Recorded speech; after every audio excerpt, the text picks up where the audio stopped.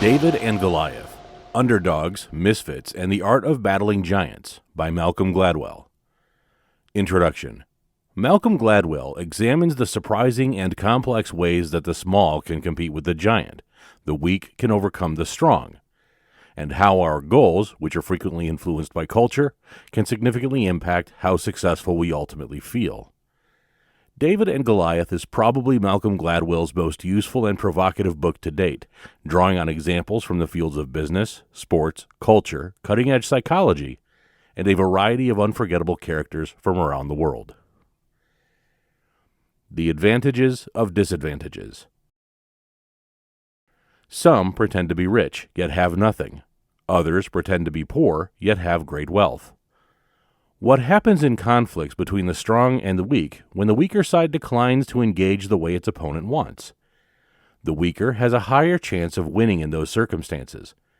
The story of David and Goliath, that the small can defeat the big, has had a lasting emotional impact over the years because we tend to view underdog victories as unbelievable events.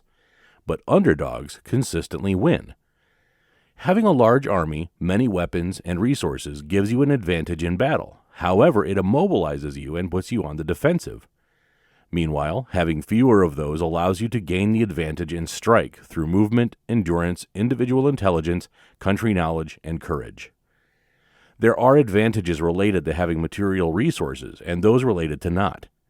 Underdogs frequently prevail because the latter is occasionally just as advantageous as the former. The inverted U-shaped world. A quote from the author. What we think of as an advantage and as a disadvantage is not always correct. We mix the categories up. The idea that more is not always better serves as a valuable guide for how we should think about the connection between many things, for example, parenting and finances. If you don't make enough money, being a good parent is challenging. Also, being poor is demanding and stressful. However, no one would ever claim that having more money makes you a better parent. We frequently fall into the same trap that wealthy individuals, wealthy organizations, and wealthy nations do. We assume that the advantages of having money always translate into benefits in the real world. Of course, they don't. Being larger and more powerful than your competitor is good, but being so big and powerful that you are an easy target is not. Due to his size, Goliath was unable to obtain what he desired. A too wealthy parent cannot be the father or mother he or she wants to be. An overly undersized class isn't always the best option. We all think getting bigger, stronger, and wealthier is always for the best. We live in an inverted U-shaped world. That means everything has three sides, of whom only one is beneficial. A classroom can have too many or too few students, but neither is good. Similarly, a parent can also be incredibly rich or poor, but neither is good too. These are always the outer and disadvantageous sides of the curve. We must find the middle, to have just enough of something. The curse of high standards. There are times and places where it is better to be a big fish in a little pond than a little fish in a big pond, where the apparent disadvantage of being an outsider in a marginal world turns out not to be a disadvantage at all. We form our impressions locally by comparing ourselves to people in the same boat as ourselves, rather than globally by placing ourselves in the broadest possible context. We judge ourselves against those who share our circumstances. For instance, students attending elite schools will have to face pressures that they would not face in a less competitive setting. Because of the stark contrast created by the smiling faces all around them, people in happy countries commit suicide at higher rates than people in unhappy countries. What do great school students think when they see the brilliant students around them?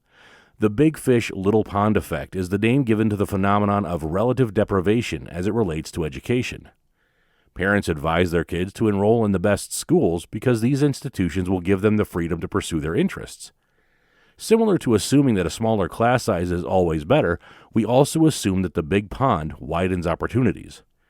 In our minds, we have a definition of what an advantage is, but it is incorrect. What follows as a result, then? It implies that we are fallible and that our interpretation of conflicts between giants and underdogs was flawed. It means that we frequently underestimate how much freedom can exist in what appears to be a setback. The little pond maximizes your opportunities to do whatever you want. The theory of desirable difficulty. Dyslexia, in the best of cases, forces you to develop skills that might otherwise have lain dormant. It also forces you to do things that you might otherwise never have considered. According to a conventional wisdom, a disadvantage should be avoided because it causes you to experience a setback or difficulty that makes your situation worse than it otherwise would be. However, it isn't always the case. Desirable difficulties are real things. Most of us naturally gravitate toward our strengths. The child who learns to read quickly continues to read more, improves their reading skills, and eventually works in a field that requires a lot of reading.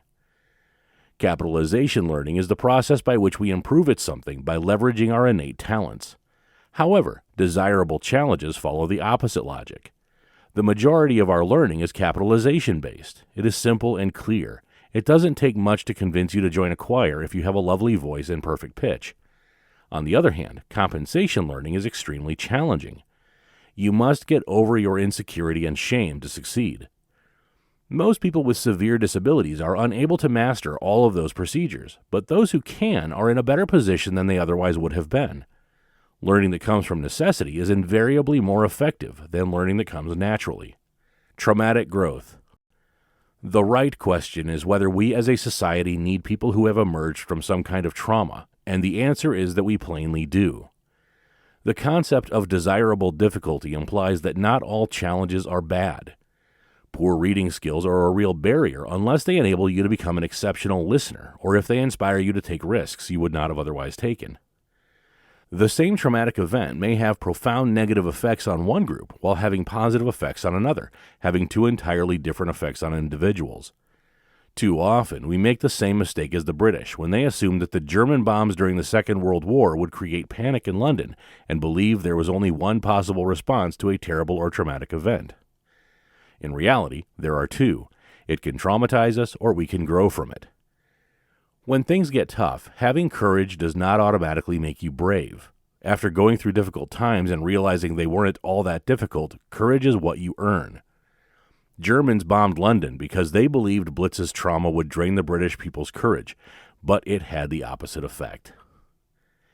The limits of power.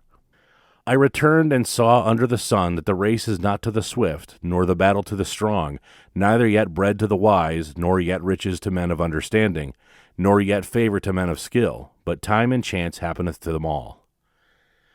It matters how those in positions of authority behave when they want the rest of us to follow suit. There are three principles of legitimacy. First, those who are expected to submit to authority need to feel they have a voice and can be heard if they speak up. Second, the law also needs to be predictable. There must be a reasonable expectation that future laws will be similar to those of the present.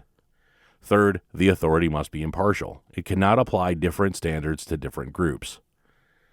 When one man's daughter was killed, he felt that raising the penalties for criminals would result in fewer crimes. As most California voters chose to increase the penalties, he believed more was better. But just as there is a significant difference between a class of 40 students and a class of 25, there is a significant difference between having no penalties for breaking the law and having some penalties. Having more penalties is not always the better. Learning the boundaries of power is challenging. It necessitates that those in positions of power recognize that their perceived greatest advantage, the ability to search homes, make as many arrests, and keep people in jail for however long they want, has real limitations. It is the same when you have to choose between a very good school and a very, very good one. It is important to recognize the limits of your advantages.